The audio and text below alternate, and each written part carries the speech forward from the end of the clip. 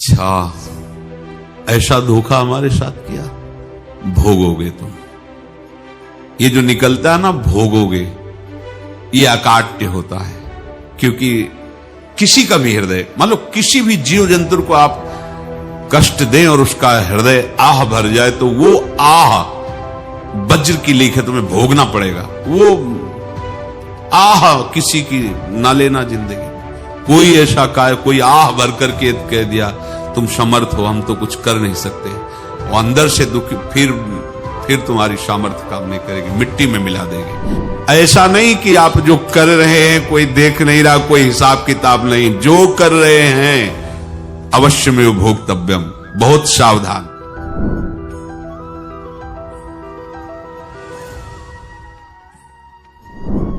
जीव स्वयं नित्य निरंतर कर्मों के जाल को रच रहा है और अपने आप को बांध रहा है।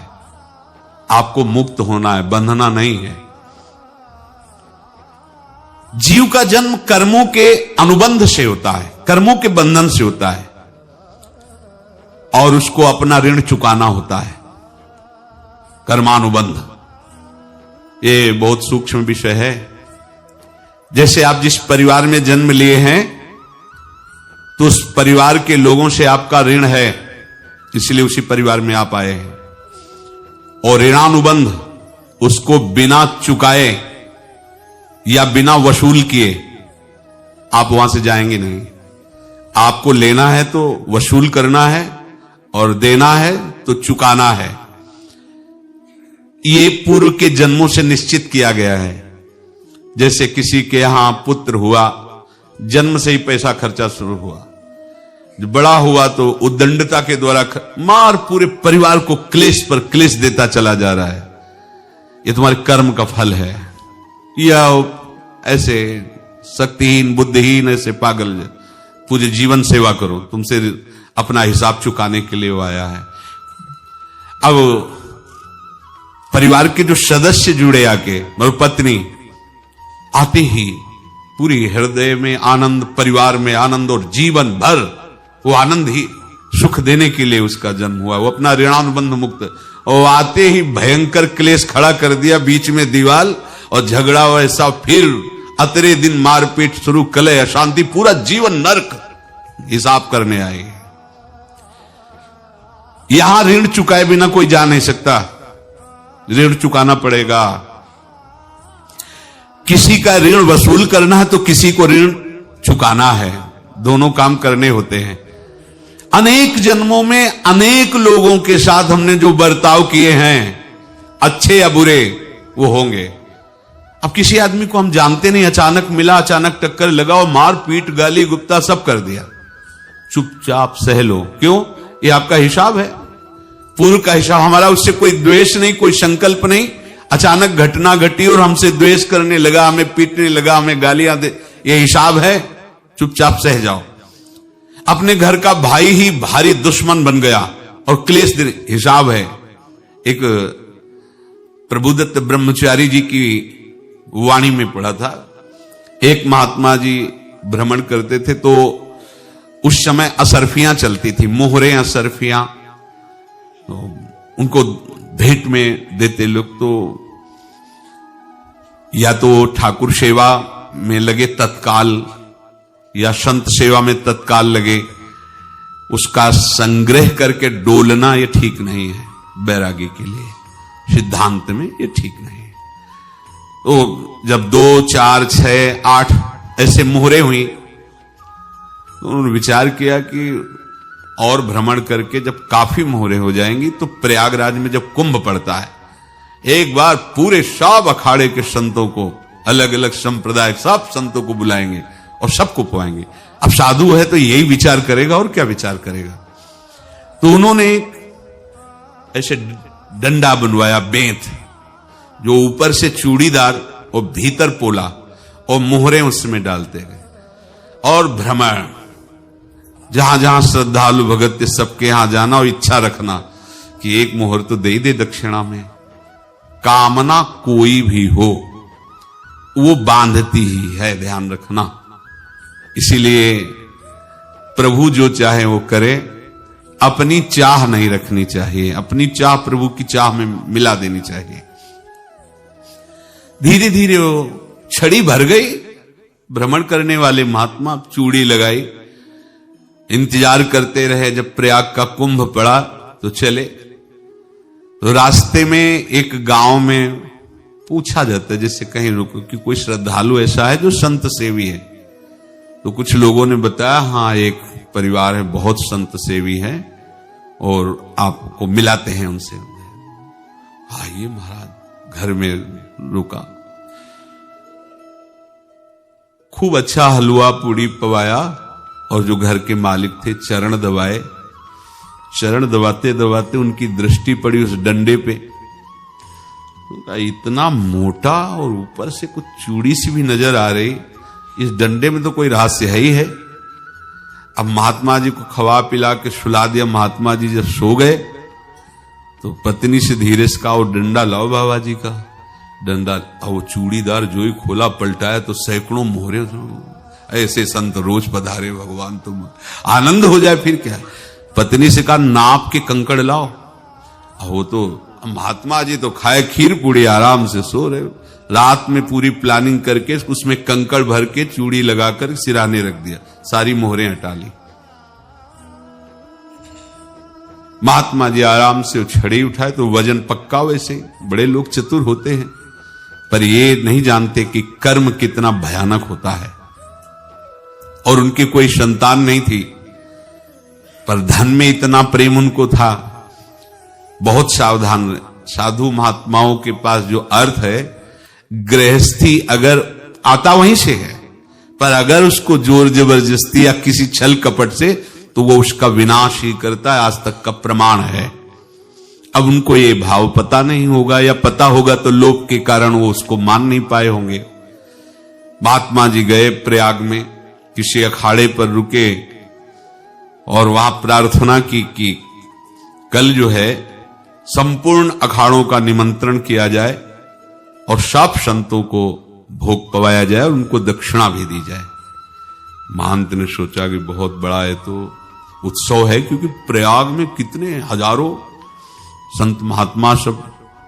तो उनका महाराज बोरों इसमें चीनी और टीनों घी लगेगा, सब व्यवस्था। बोले आप मंगाइए, एक एक हिसाब हम करेंगे, हमारे पास सब व्यवस्था है। बोले कुछ तो पहले दे दो, इकट्ठे देंगे हम। उनको था कि अगर हम छड़ी खोला और दो चार मोहरे दी, किसी को पता लग गया तो गड़बड़ हो सकती। बोले हम भंडारे के समय आखिरी में सब कुछ आपको दे देंगे। ठीक।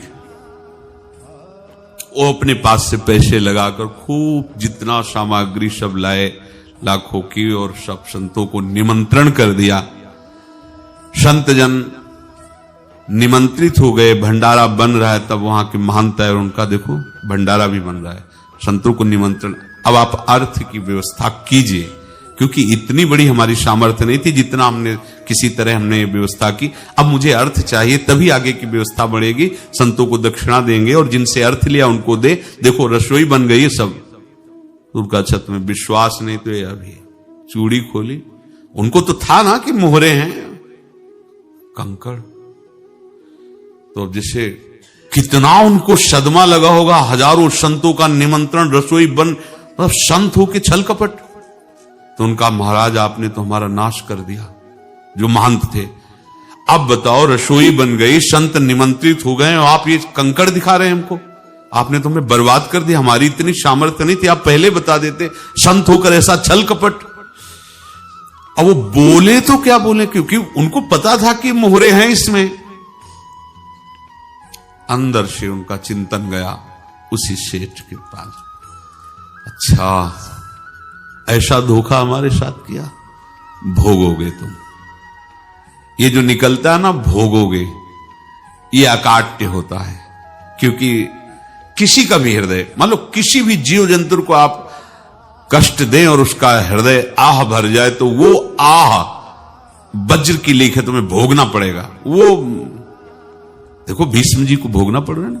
सांप को ऐसे धनुष की नोक से उठाया और बंबूल के कांटों के ऊपर फेंक दिया, कई दिन तक शेदा हुआ, वो आह भर करके मरा। तो आपको 6 महीने बाणों की सैया पर आह किसी की ना लेना जिंदगी में। कोई ऐसा कोई आह भर करके कह दिया तुम समर्थ हो, हम तो कुछ कर नहीं सकते, और अंदर से दुखी, फिर तुम्हारी सामर्थ्य काम नहीं करेगी, मिट्टी में मिला देगी। फिर ये तो संत थे और भगवत आराधना के लिए, संत आराधना के लिए ही ऐसा किए हुए थे। अब इनका कैसे मुंह दिखाएं, अब क्या करें। सुबह संत जन आएंगे, सबके बीच में हमारी कि देखो इन्होंने, अब क्या करें। गए और संगम में जाके छलांग लगाई, अपने प्राण त्याग दिए। अब उनके तो पास मोहरे थी और व्यापार बढ़ा, और 9-10 महीने बाद ही लड़का हुआ। अब तो उनको कि संत फलीभूत हो गया। देखो व्यापार चल रहा, लड़का नहीं होता था, लड़का भी हो गया, बड़ा आनंद छा रहा है। जब से वो प्रकट हुए और धन की वृद्धि शुरू हो गई, पढ़ाई लिखाई में उनके खर्चा हुआ सब, बस बीमारी शुरू हो गई उनके शरीर में। अब उसमें पैसा जाना शुरू हुआ। इतने आसक्त तो वो दोनों हो गए कि कुछ भी हो, व्यापार ठप, संपत्ति बेचना शुरू। तो उन्होंने कहा कि बेटा मैं क्या कर सकता हूं तुम्हारे लिए। बोले हमारी अंतिम इच्छा है प्रयाग चलो, और जितने प्रयाग में संत महात्मा सबको एक बार भंडारा करवाओ, हमारी इच्छा अंतिम है, क्योंकि अंतिम यही इच्छा थी। तो बोले अब ज्यादा संपत्ति तो नहीं रह गई, तो बोले घर बेच दो, मेरे लिए ही तो है, बेच दो। मुझे लगता मैं बचूंगा नहीं, पर मेरी अंतिम इच्छा पूर्ण कर दो। घर बेच दिया, जेवर बेच दी। वहां गए, जब संत सेवा की तो बोले मुझे संगम तक ले चलो। संगम तक ले गए और बोले समझे तुम चुराए थे और हमने उसको छीना है, कुछ नहीं रह गया तेरे पास कुछ, अब केवल ममता और आसक्ति में जलकर मर और नरक प्राप्त कर। मैं वही महात्मा हूं जिसकी तूने मोहरे ली थी, शरीर छोड़ दिया। महात्मा को जन्म लेना पड़ा और इनको दुर्गति भोगनी पड़ी। ऋणानुबंध होश में, ऐसा नहीं कि आप जो कर रहे हैं कोई देख नहीं रहा, कोई हिसाब किताब नहीं, जो कर रहे हैं अवश्य में भोक्तव्यम, बहुत सावधान। अनेक जन्मों में अनेक लोगों से जो कुछ लिया दिया है, इस लेने देने को मिटा देने के बाद ही तुम मुक्त हो गए। इसीलिए एक उपाय है, लेना न देना मगन रहना। क्या? मालिक को समर्पित हो जाओ, मालिक को अपना माना हुआ समर्पित कर दो, खत्म। अहम त्वाम स्वरूपापेभ्यो मोक्षयिष्यामि, सब खत्म। आगे पीछे लेना देना सब खत्म। एकादश स्कंद में भगवान श्री कृष्णचंद्र जी ने कहा जो मेरे चरणों का आश्रय लेकर भक्त मेरा भक्ति करता है, उसके पितृ ऋण, मातृ ऋण, देव ऋण, ऋषि ऋण, सब ऋणों से मैं मुक्त कर देता हूं। बस यही एक उपाय है जो इसके बंद करने का उपाय भक्तों के लिए है, वो यही है, भगवान की शरण में होकर अपना माना हुआ पूरा भगवान के अर्पित कर दो। अर्पित करने का तात्पर्य उसमें अहम हटा दो। त्वदीयं वस्तु गोविंदम तुभ्यमेव समर्पये। जिनसे तुमने सेवा करवाई है उनकी सेवा करनी पड़ेगी, जिनसे तुमने जो कुछ लिया है उनको देना पड़ेगा। ये लेने देने का व्यापार जब तक समाप्त नहीं होगा तब तक तुम्हारा जन्म मरण चलता रहेगा। अब आपको यहां समझना है, यदि आपसे किसी ने पैसे लिए बेईमानी करके नहीं दे रहा है तो आप उसको गाली मत दीजिए, आपने बेईमानी की थी इसलिए आपकी बेईमानी हुई है, ले गया, कोई बात नहीं है, बंधन से मुक्त हुए, जो बोझा था चला गया। उसको ऐसा ना देखे कि ये बेईमान हमारे रुपए मार लिए, अब जो कुछ होगा देखेंगे। अगर आप आगे नया कुछ करते हैं तो फिर आगे का हिसाब आपको भोगना पड़ेगा, ध्यान रखना। ऐसा नहीं है कि आपको भोगना नहीं पड़ेगा। एक ही उपाय है कि अब जो शरीर धारण किए इसी में जो भोग ले, आगे ना होना चाहिए। तो क्या करे? सर्वतो भावेन भगवान की शरण ले ले। ये तो सर्वाणि कर्माणि मयि सन्न्यस्य मत्पराः अनन्येनैव योगेन माम ध्यायन्तु उपासते तेषामहं समुद्धर्ता मृत्यु संसार से। ये बड़ा कठिन है पार होना, कोई छोटी मोटी बात है। एक महात्मा बाल्यावस्था से भजन करते थे, शालिग्राम भगवान पास रखते थे और उन्हीं की आराधना करके बस पाठ नाम जप और भ्रमण करते थे। यौवन अवस्था थी, गंगा जी के किनारे अपने ठाकुर को विराजमान करके स्नान करने के लिए कपड़ा ही उतार रहे थे कि 90 लोग आ गए, भाला तलवार सब ले, मारो मारो इसको मारो, घेर लिया। तो उन्होंने हाथ जोड़कर कहा हमने क्या अपराध किया, कोई सुन ही नहीं रहा। तो उन्होंने कहा मार तो डालोगे ही आप 90 लोग, हम कोई अस्त्र शस्त्र तो लिए नहीं, एक बार हमें गंगा में डुबकी लगा देने दो और अपने ठाकुर को स्नान करा देने दो, फिर इसके बाद आप मार देना। भगवत इच्छा से वो लोग रुक गए, स्नान किया और अंदर से प्रार्थना की, प्रभु ये क्या लीला है आपकी, आपके सिवा मेरा कोई है नहीं और ये मुझे मारना चाहते हैं। तो भगवान ने जानते हो क्या कहा उनके अंतर में, तुम मेरे में ध्यानस्थ हो करके शरीर को छोड़ो, ये लोग मारेंगे, ये मेरे भजन का फल है कि तुम्हें 90 जन्म नहीं लेना पड़ेगा, एक ही जन्म में 90 मिलके, तुमने 90 हिंसा की थी पूर्व में, तो तुम्हें 90 बार जन्म लेना होता और एक एक करके मारते। ये मेरे भजन का प्रताप है कि एक बार में ही 90 का हिसाब हो जाएगा। तुम आंख मूंदो, मेरे ध्यान में मगन रहो, मेरे प्रताप से तुम्हें कोई चोट नहीं होगी और स्वाभाविक मूर्छा अवस्था में प्राण तुम्हारे छूट जाए। ऐसा ही हुआ, ऐसा हुआ। तो ये बात समझ लो कि ये जो कर्मानुबंध है, ऋणानुबंध है। अब देखो, अगर शाप महात्माओं ने दिया कि तुम्हारे वंश का इससे विनाश होगा, तो भगवान भी परम धाम जा रहे तो उसी कील से, बाण की नोक में जो मछली लील गई थी छोटा कण, उसी से की नोक बनाई और उसी नोक को प्रहार किया, भगवान के श्री चरण में वही बाण की नोक लगी और भगवान स्वीकार किया ना। भगवान का बड़ा लीला विचित्र है। अगर छुप करके उधर रामावतार में बात, तो इधर ऐसे स्वीकार किया है भगवान ने। ऐसा कहीं नहीं दिखाया कि मैं भगवान हूं तो मैं अपने लिए, ऐसा नहीं दिखाया। नारद जी का हित किया पर नारद जी ने शाप दिया तो भगवान ने स्वीकार किया। बंदरों ने ही सहायता की, जैसा बोले थे वैसा। ये लीला इस शरीर में भोगनी पड़ेगी। हां, ज्यादा को कम में भुगता देंगे, पर अब अगला शरीर ना मिले, इसके लिए सर्वतो भावेन भगवान के आश्रित हो जाए। जैसे आपने दुकान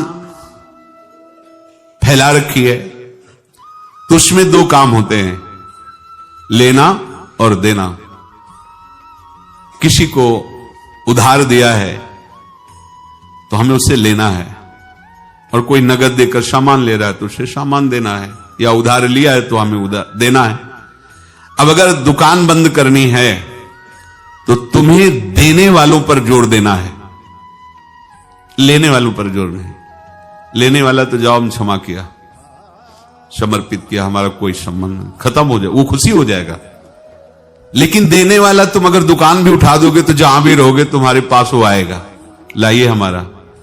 तो देने पर नजर रखिए, जिसका जिसका हिसाब है वो आपके सामने आता जाए, हटाते जाओ। लेने पर नजर मत रखिए और दुकान फौरन उठा दीजिए, नहीं अगर लेते देते रहे तो चलता रहेगा। आगे चलकर कुछ लेना न देना, मगन रहना बस अपने प्रभु के चिंतन में। अब हम कैसे जाने कि किसको क्या देना है, हमें क्या पता? तो हम पूरा हिसाब जिनको पता है उनको दे देते हैं, समझ रहे हो?